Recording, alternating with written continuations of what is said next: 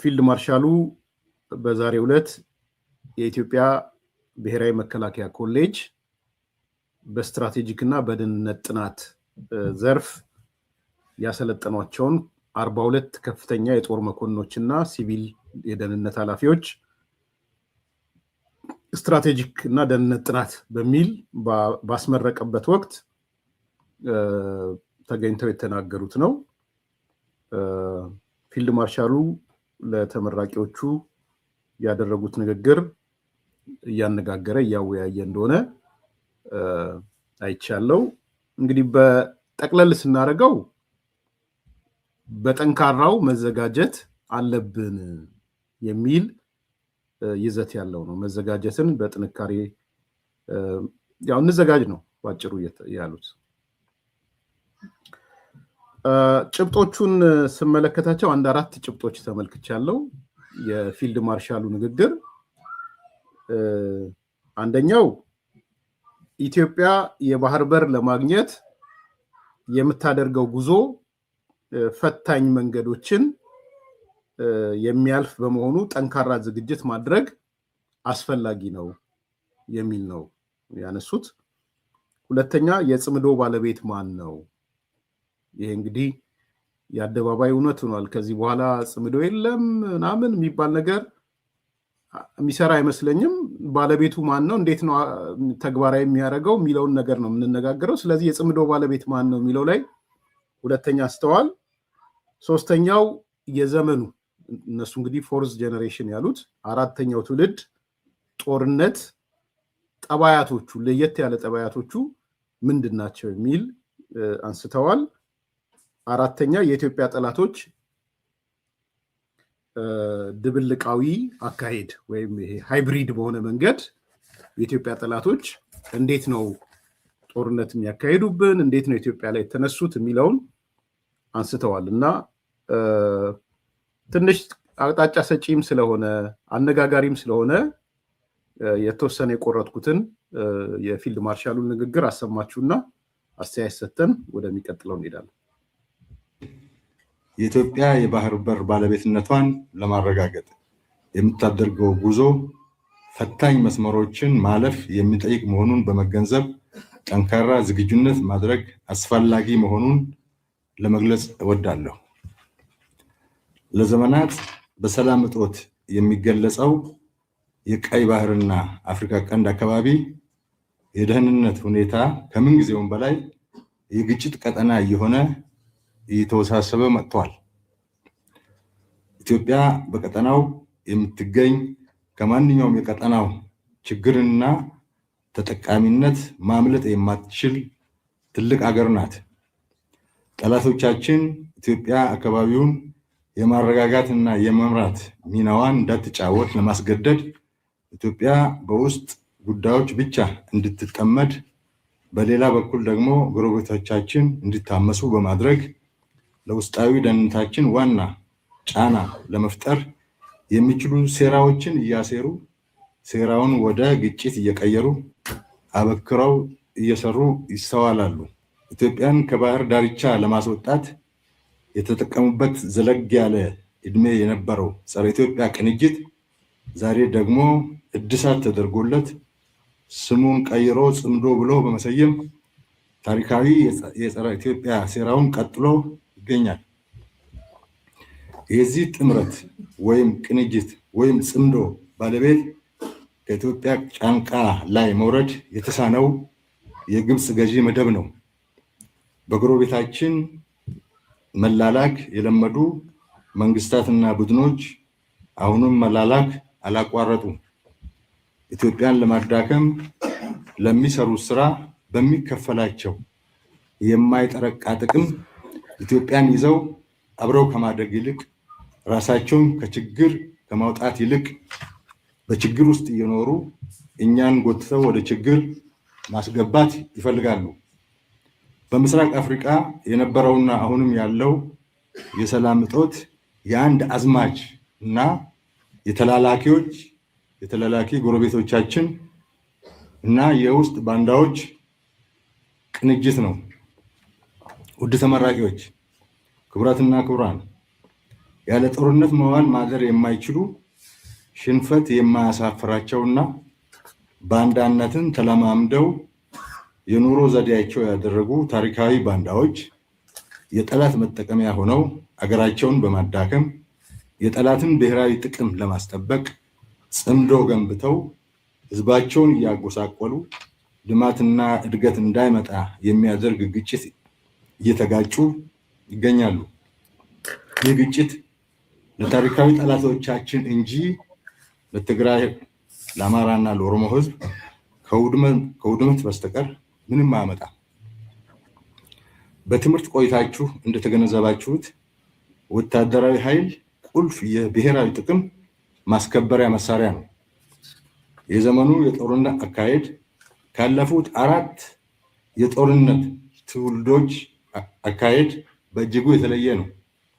በምሽግ ላይ እግረኛውንና ታንከኛውን መድፈኛውን አቀናጅቶ እያሰለፉ መዋጋት እየቀረ በምትኩ የጠላትን መሰረተ ልማትና ኢኮኖሚ አቅም በሩቅ ማሽመድመድ የሚችሉ የረጅም ርቀት መሳሪያዎች በአነስተኛ ወጪ የተፈበረኩ የጠላትን ሰፈር እንደ ግሪሳ ወፍ በመውረር ስትራቴጂክ አቅሞችን ማዳከም የሚችሉ ሰው አልባ የአጥፍቶ ጠፊ መሳሪያዎች በኮሚኒኬሽን እና ኤሌክትሮኒክስ ዋርፌር መሳሪያዎችን በመጠቀም ጦርነትን በአጭር ጊዜ ማሸነፍ የሚቻልበት መንገድ እየቀረበ መምጣቱን መገንዘብ ያስፈልጋል።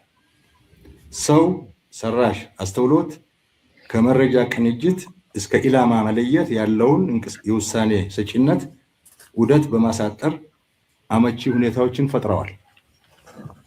የሳይበር ኦፕሬሽኖች እና የኤሌክትሮኒክስ ጦርነት የወታደራዊ ዘመቻ መሳሪያዎች እየሆኑ መምጣት በህዋ ላይ የተመሰረቱ የሳተላይት ግንኙነቶች ደግሞ በርቀት ጦርነትን ለማካሄድ እና ለሚሳኤል ጥቃቶች መሳካት ወሳኝ ሚና እየተጫወቱ መምጣታቸው የዘመኑ ጦርነት በቴክኖሎጂ ላይ እየተመሰረተ መምጣቱን አሳይቷል።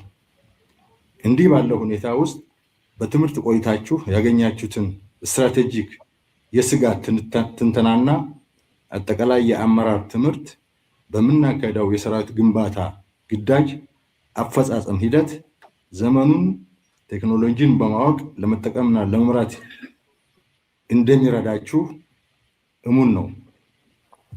ጠላቶቻችን ድብልቅ አካሄዶችን በመጠቀም በውክልና ጦርነት ጠምደው ለማቆየት እየታተሩ መሆናቸው ግልጽ ነው። የቀጠናውን ያልተረጋጋ የደህንነት ሁኔታ እንደ መልካም አጋጣሚ እየተጠቀሙ የሀገር ውስጥ ባንዳዎች ጋር ተቀናጅተው እንቅፋት ለመሆን ቢሞክሩም በጠንካራ የአርበኝነት ታሪካችን ላይ ተመስርቶ የተገነባው ሰራዊታችን በየጊዜው እየመታቸው እየሰበራቸው መተንፈሻ አሳጥቷቸዋል። እንደምታውቁት ሰራዊታችን ከምን ጊዜውም በላይ አንድነቱ ተጠናክሮ አደረጃጀቱ ሰፍቶና የዘመኑ ወታደራዊ ትጥቆችና ቴክኖሎጂ ታጥቆ በከፍተኛ የዝግጁነት ደረጃ ላይ ይገኛል። እናንተ ከዚህ ኮሌጅ የቀሰማችሁት አጠቃላይ የደህንነት ስትራቴጂ እውቀትና ክህሎት የአመራር አቅማችሁን በከፍተኛ ደረጃ ያሳደገ በመሆኑ እየተሰራ ያለውን የዝግጁነት ስራ እንደሚያጎለብተው እምነቴ ነው። ለእኛ በቂ ነው ብዬ ስላሰብኩ ነው። ብዙ እንደውም ዘለጋ አድርጌዋለሁ። ሙሉ እንድታዳምጡት ስለፈለኩኝ ነው የቆረጥኩትን። ሙሉውን ሄዳችሁ በመንግስት ሚዲያዎች ላይ ማግኘት ትችላላችሁ። ፊልድ ማርሻሉ እንግዲህ ዛሬ ኢትዮፒክ ለጠየቀው ጥያቄ 42 ከፍተኛ የጦር መኮንኖች እና የሲቪል ደህንነቶችን በኢትዮጵያ ብሔራዊ መከላከያ ኮሌጅ ሲያስመርቁ የተናገሩት ነው። የት ነው የተናገሩት የሚለው ለሚልህ ጥያቄ ዘግይተህ ስለገባ መሰለኝ። ያም ሆነ ይህ እንደ አቅጣጫ ጠቋሚ እንደ ስትራቴጂክ ዶክመንት ነው የማየው እኔ የዛሬ ፊልድ ማርሻሉ ንግግር ከሞላ ጎደል የስትራቴጂካል የሆነ የመንግስትን የመከላከያውን ቀጣይ አቅጣጫ የሚያሳይ ነው። ከሚያሳየው ነገሮች አንዱ አሁንም ልዩ ትኩረቱ የቀይ ባህር ጉዳይ መሆኑን ለዚህ ደግሞ ጠንካራ ዝግጅት ማድረግ እንደሚያስፈልግ የተነገረበት ነው። እንግዲህ ይሄ ብሔራዊ ጥያቄ ነው።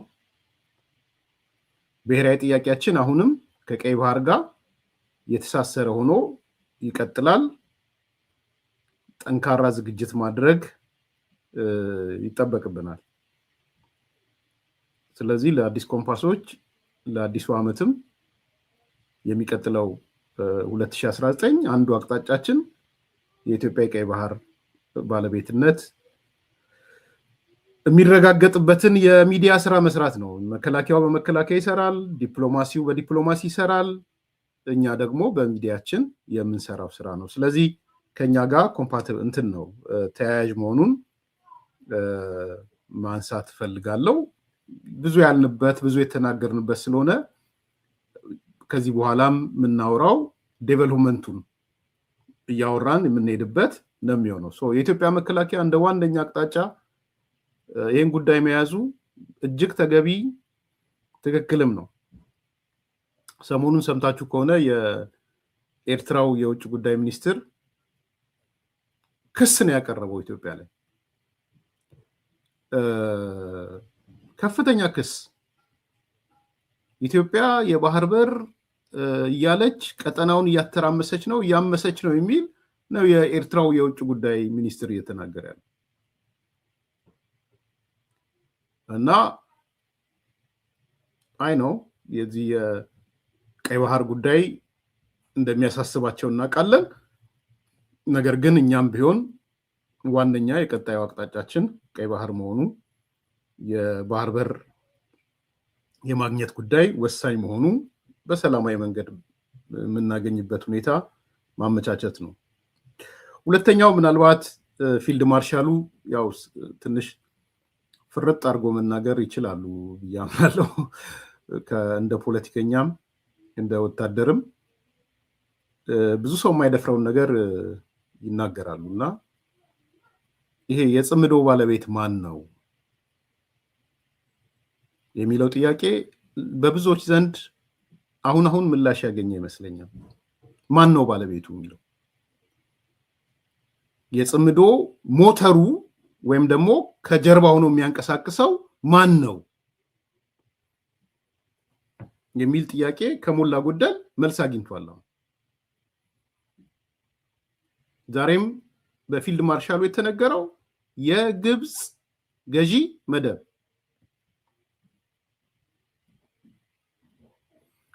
በየጊዜው ስልጣን ላይ የሚመጣው የግብፅ መንግስት ማለት ነው። ይሄ ከህዝብ ጋር የተሳሰርም ኤሊቶቹ አሉበት በብዛት።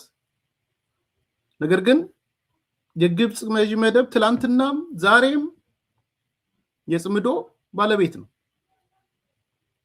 ጀነራል ጻድቃንም ሲጠየቅ ኤርትራ ነው አለ፣ ግን ከጀርባ ያለው ግብፅ ናት ሲል ሰምቻለሁ። የዚህ የህወሓት የትግራይ የምናም የሚባለው በሙሉ ታሪካዊ ነገሮችን ወደኋላ ጎትታችሁ ብታዩት ጽምዶ የሚባለው ወይም ጥምረት የሚባለው የሚተሳሰረው ከግብፅ መንግስት ጋር ነው። ለምን? እሷም ጥያቄ ስላላት። ስለዚህ አንዱ ይሄ ጉዳይ የኢትዮጵያ ብሔራዊ ጥቅም ስለሆነ አይ ቲንክ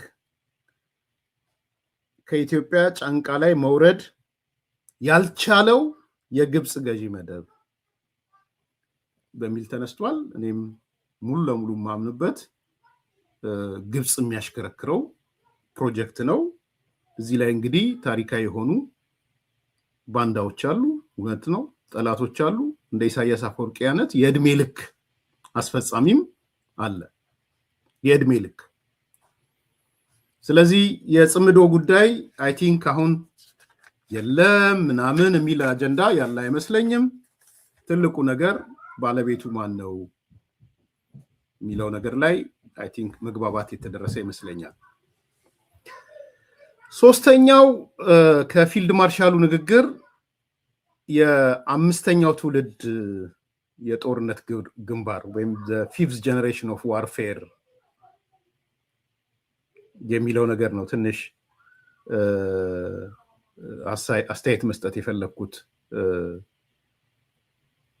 በእርግጥ ይሄ ለጦር ጠበብቶች፣ ለጦር ተመራማሪዎች ዝርዝሩን ለነሱ ነው የምተውላቸው። እኔ ገብቼ አንደኛው ትውልድ የትውልድ ጦርነት፣ ሁለተኛው ትውልድ፣ ሶስተኛው ትውልድ፣ አራተኛው ትውልድ እያልኩ ላነሳ አልችልም። ይሄ በጣም ትልቅ ጥናት የሚፈልግ ራሱን የቻለ ኮርሶች ያሉት ነገር ነው። እኔ ባንዳ ሆኜ አላቅም። ሙሉ ባንዳ አይደለሁም። ባንዳ ማለት ትርጉሙ አታውቀውም ማለት ነው። ባንዳ ማለት የሀገሩን ጥቅም አሳልፎ የሚሰጥ ማለት ነው። ሙልቅ የሀገሩን ጥቅም አሳልፎ የሚሰጥ ባንዳ ይባላል። ዴፊኒሽን ኦፍ ባንዳ እናንተ ጋር ሌላ ትርጉም እስካልተሰጠው ድረስ የሀገሩን ጥቅም አሳልፎ የሚሰጥ ምን ይባላል? ባንዳ ይባላል። ለምሳሌ የኢትዮጵያ የባህር በር ጥቅምን አሳልፎ የሰጡ ሰዎች ባንዳዎች ናቸው። ሰማኝ ሙሉ የኢትዮጵያን የወደብ ጥቅም አሳልፈው የሰጡ ሰዎች ምን ይባላሉ? ባንዳዎች ይባላሉ። እኔ የኢትዮጵያን ወደብ የባህር በር አሳልፈ የሰጠውም አይደለሁም። ወደ ቤተሰቤም ብትሄድ ወደቡም የባንዳ ልጅም ሊሆን ስለማልችል ማለት ነው። እኔ አምንበታለሁ ያልኩ ሳይሆን ሙሉዬ የባንዳ አይደለም፣ ባንዳ የባንዳ ልጅም አይደለሁም። ይሄንን እንድታሰምርልኝ ጥሩ ጥያቄ ስለሆነ ነው። አንተስ ምን አይነት ባንዳ ነህ ስላለኝ በጁላይ 4 ስለጠየቀኝ አይደለም። እኔ የኢትዮጵያ ብሔራዊ ጥቅምን አሳልፌ የሰጠውበት ነገር የለኝም። ለስልጣን ብዬ ደግሞ ከኢትዮጵያ ጠላቶች ጋር ተጣምሬ ስልጣን ሊይዝ ብዬም አልመጣው። ሁለት ነገሮች ናቸው። አየህ ሙሉ ጥያቄዎች ጥሩ ስለሆኑ ዛሬ የባንዳዎች ለስልጣናቸው ሲሉ የግብፅ እግር ስር ይወደቁ አሉ። ምናልባት አንዱ አንተ ትሆናለህ አላቅም፣ ወይ ያንተ ጓደኞች ዘመዶች ሊሆኑ ይችላል።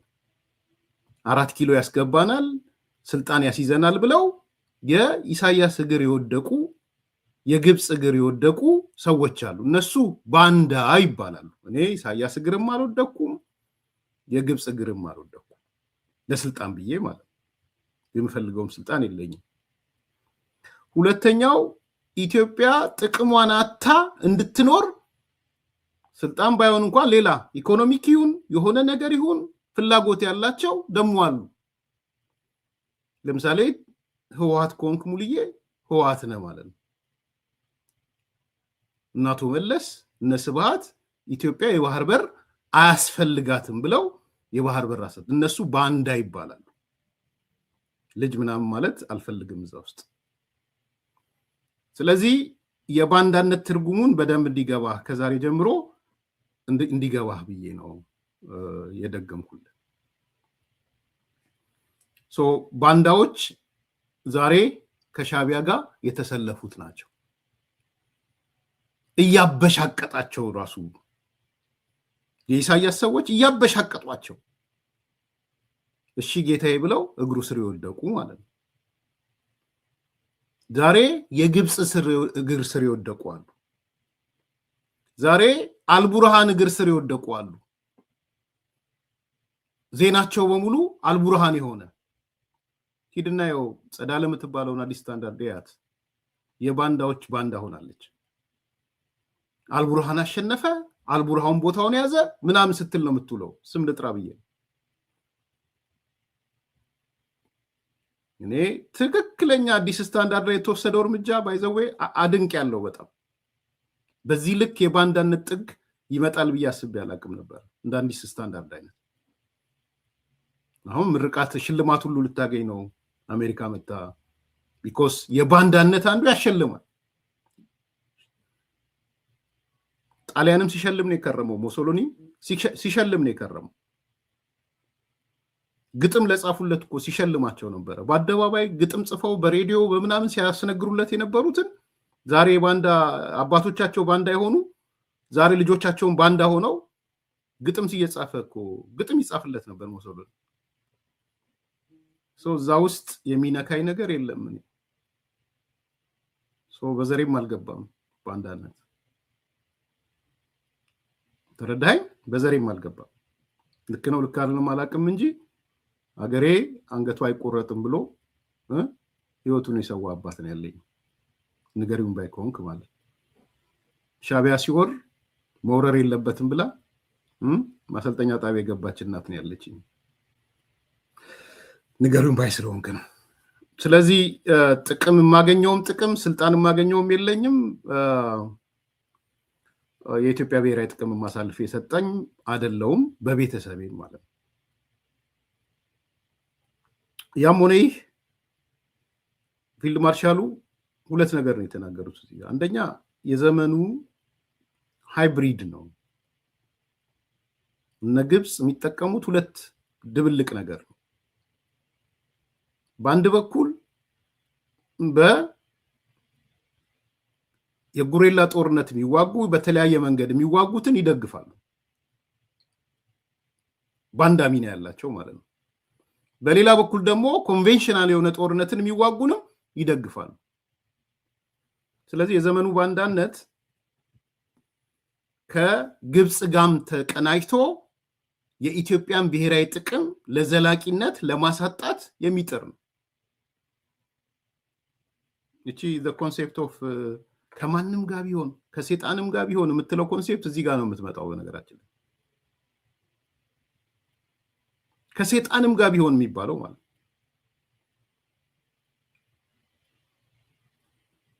ስለዚህ በዛ ደረጃ እንድታዩ ትፈልጋለሁ። አይ ጥሩ ጥያቄ ስለሆነ ነው መልስ እየሰጠ ያለሁት። ለጥሩ ጥያቄማ ጥሩ መልስ ይሰጣል። ጥሩ ጥያቄ ስለሆነ ሁለተኛ እንዳይጠይቅ ብቻ ሳይሆን እንዲጠይቅ ነው። እንግዲህ በመጨረሻ አምስተኛው ትውልድ የጦርነት ግንባር the fifth generation የሚባለው ፊልድ ማርሻሉ ያነሱት አለ። ቅድም ያነሳሁት ነው። እኔ አንደኛው ጀነሬሽን፣ ሁለተኛው፣ ሶስተኛው፣ አራተኛው፣ አምስተኛው ዝርዝር ጥናትም ስላልሰራው እዛ ውስጥ መግባት አልፈልግም። ያጠናሁት እኔ ጊዜ ወስጄ ያለፉት 6 ወር ምናምን በሽብርተኝነት ላይ ጥሩ አጥንቻለሁ ብዬ አስባለሁ። የሽብርተኛ ትውልድ የሚባለው ለእናንተም በማስታወሻ መልክ ሰጥቻቸዋለሁ። አሁን ፊልድ ማርሻሉ ምንድነው የሚሉት? አምስተኛው ትውልድ የጦርነት ግንባር በይዘቱም በአይነቱም በመጠኑም በወጪውም በባህሪውም በአሰላለፉም ተቀይሯል ነው እያሉ ያሉት። ከአራቱ የጦርነት ትውልዶች ፈጽሞ የተለየ ነው የሚል ነው። አይ ቲንክ ይሄ መነጋገር ያለብን የግዴታ የሚሊቴሪ እውቀት የማይጠብቅ ነገር ነው።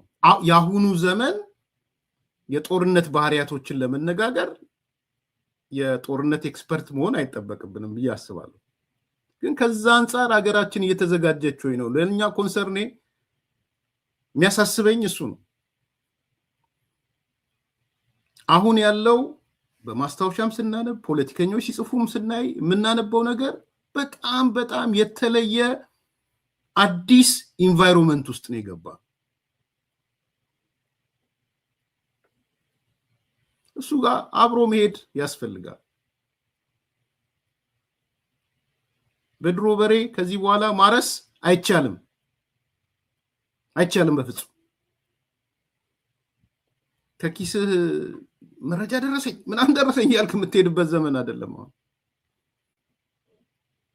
ከኪስህ መጅረጥ እያረክ እያወጣ ማለት ነው።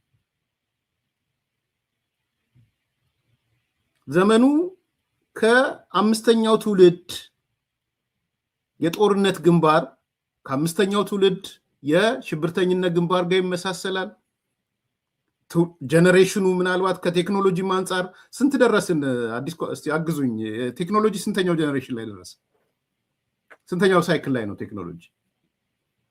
ትምህርት ቤት እያለው ማለት ፈርስት ጀነሬሽን ሰከንድ ጀነሬሽን ምናምን የሚል የኮምፒውተር ሳይንስ ላይ ኢንትሮዳክሽኑ ላይ ስንማር ነበር። አሁን ስንት ደረሰ የኮምፒውተር ቴክኖሎጂ ራሱ የኮምፒውተር በተለይ አናሎግ ስቴጅ ኦፍ አናሎግ ምናምን እየተባለ የሚሄድበት ማለት ነው። ሁሉም የራሱ የሆነ ትውልዶች አሉት። ስለዚህ አሁን ያለንበት የኮምፒውተር ትውልዱም የጦርነቱም የሽብርተኝነቱም ሌሎችም ሳይክሎች ካሉ ኢቭን ትረስት ራሱ የዚህ የትረስት መጽሐፍን አይታችሁት ከሆነ ፈርስት ጀነሬሽን ትረስት፣ ሰከንድ ጀነሬሽን፣ ሰርድ ጀነሬሽን ያሉ ይገልጹታል። አሁን ያለንበት የጦርነት አውድ ተረድተን በዛ ጦርነት አውድ ላይ የምትዘጋጅ ኢትዮጵያ ነው ወይ ያለችን የሚለው ነው መመዘኛ።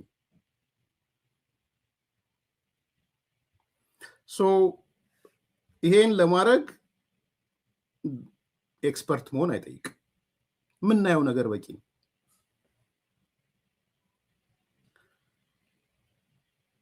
እኔ የሚታየኝ አሁንም ሳነብም ያገኘሁት የትላንትናው ትውልድ ጦርነት የሰው ማዕበል ነበር የነበረው። ሂውማን ዌቭ የሚባል ዛሬ በሂውማን ዌቭ ጦርነት መርተህ አታሸንፍ።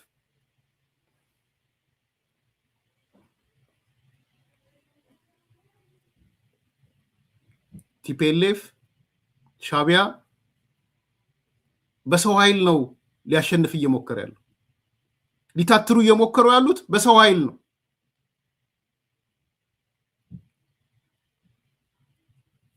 እሱ ጀነሬሽን እሱ ትውልድ አልፏል። የሂውማን ዌቭ የሰው ሞገድ የሰው ማዕበል ዘመን አልፎ ሄዷል።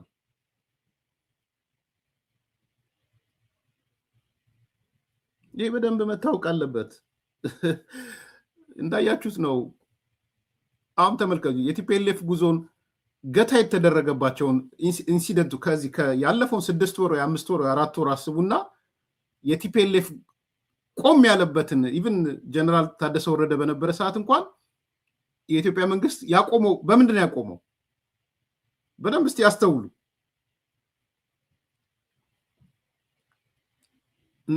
እነ ዮሐንስ መዲድ እነ ፈትለወርቅ በአፋር በኩል መጡ አይደለ? ሲመጡ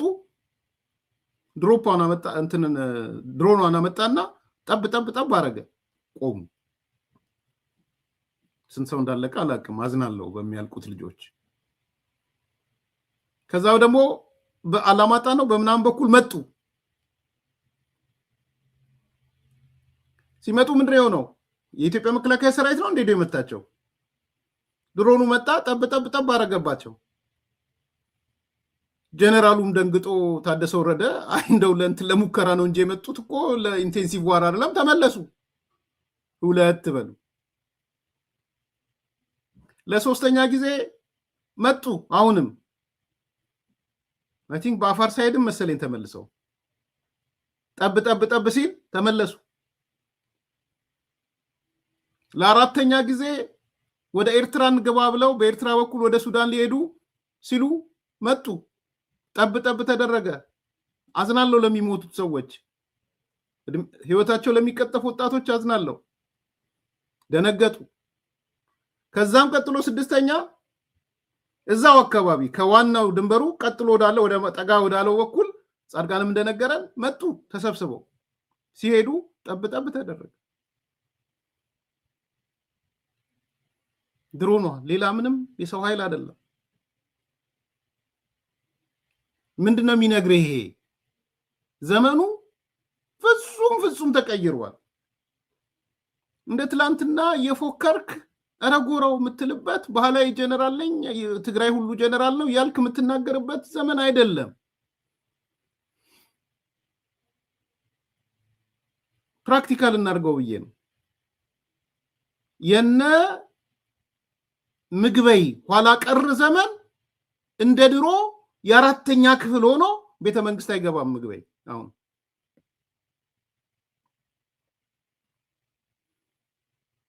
ያኔ ዘመኑ የአራተኛ ክፍል ተማሪ ጀነራል የሚሆንበት ዘመን። ምግበይ አራተኛ ክፍል ሆኖ ነው ጀነራል የሆነው። አራተኛ ክፍል ሆኖ ነው ጦር የመራው። ቤተ መንግስት የገባው። ቤተ መንግስትን የተቆጣጠረው እንግዲህ እንደሰማነው አራተኛ ክፍል ሆኖ ምግበይ ነው። ዛሬ ይሄ ሊሆን አይችልም።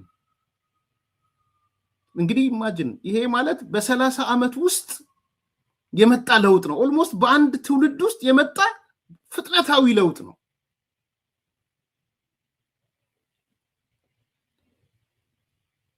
ስለዚህ ዘመኑ በሂውማን ዌቭ የሚሰራ ዘመን አይደለም። ይሄንን ነው ፊልድ ማርሻሉ እየተናገሩ ያሉት። ይሄንን ነው መገንዘብ ያለብን። በዚህ ደረጃ የት ደርሰናል? መከላከያችን የሰው ኃይል ያስፈልገዋል፣ ምንም ጥያቄ የለውም። የሰው ኃይላችንን ግን በቴክኖሎጂ የደረሰበት ደረጃ ነው መገምገሚያ። ኢሳያስ ለምን ይመስላችኋል በዚህ በኩል ህወሓትን፣ በዚህ በኩል ፋኖን፣ በዚህ በኩል እድል ከቀናው ሸኔን ምናምን ለምን ይመስላችኋል? ለምንድነው ኢሳያስ በራሱ ኑና ሞክሩኝ ብሎ የማይዝተው? ለዚህ በደንብ ተረድ። ለምንድን ነው ኢሳያስ ጦርነት በትግራይ በኩል የሚፈልገው? ኢሳያስ ጦርነት በአማራ በኩል የሚፈልገው ለምንድነው? ከተቻለለትም በኦሮሞ በኩል በኦሮሚያ ዋይ? የሰው ኃይል ነው። የሰው ኃይል ቁጥሩ ብዙ አለው። የትግራይ የኤርትራ ወጣቶች ያገኛቸውን ወጣቶች በሙሉ ወታደር አድርጓል። አይ ዶንት ኖ 200,000 300,000 ወታደሮች ይኖሩታል። ምክንያቱም የኤርትራ ወጣቶች በሙሉ ወታደሮች ናቸው። የኤርትራ ሰራዊት ናቸው። የግድ ነው እሱ። ከ18 ዓመት በላይ ከ16 ዓመት በላይ 16 ሲሞላህ ሳዋ ገብተህ ግድ ነው በቃ ኤርትራ ውስጥ ከ16ኛ ዓመት ላይ ከእናት ተሰናብተ ከአባት ተሰናብተ ከወላጆች ተሰናብተ የኤርትራ ሰራዊት አባል ነው የምትሆን። በዛ ደረጃ የሆነ ሰው ለምንድን ነው ጦርነቱ ሲመጣ ደንግጦ ቲፒኤልኤፍ ተዋጋልኝ፣ ፋኖ ተዋጋልኝ፣ ዘመነ ተዋጋልኝ፣ አስረስ ተዋጋልኝ የሚለው ለምንድን ነው? ያያችሁ ዘመኑ በጣም ተቀይሯል። የኢትዮ ኤርትራ ጦርነት እኮ ታንኩን አንጋግቶ የገባው ኢሳያስ ነው። ይሄ የተመሰከረ ነው። ጦርነቱ ማጀመረው የሚለው ላይ ጥያቄ አልነበረም። ፍርድ ቤቱ ራሱ ኤርትራ እንደጀመረች የኢሳያስ አፈወርቂ እንደጀመረ እኮ ግልጽ አድርጓል። ይታያልም ታንኩን አንጋግቶ ሲገባ። ለምንድን ነው አሁን ታንኩን አንጋግቶ መግባት ያልቻለው ኢሳያስ?